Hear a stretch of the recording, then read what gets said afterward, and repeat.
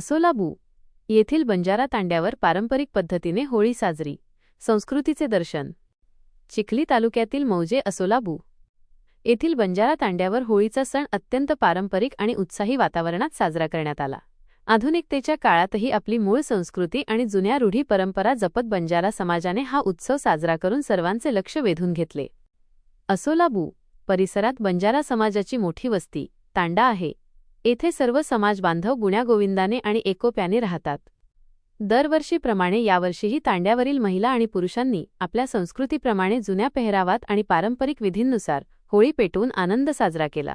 बंजारा लोकगीतांच्या तालावर ठेका धरत परंपरेचे जतन करत हा उत्सव पार पडला. या पारंपरिक सोहळ्यात महिलांचा सहभाग लक्षणीय होता.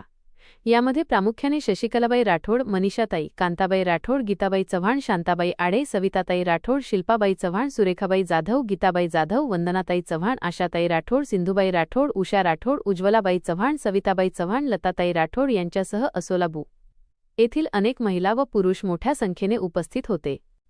आपली संस्कृती पुढच्या पिढीपर्यंत पोहोचावी आणि समाजातील एकता टिकून राहावी या उद्देशाने हा सण जुन्या पद्धतीने साजरा केल्याचे तांड्यातील ग्रामस्थांनी सांगितले. बुलढाणा माझा न्यूजसाठी एकनाथ माळीकर, चिखली.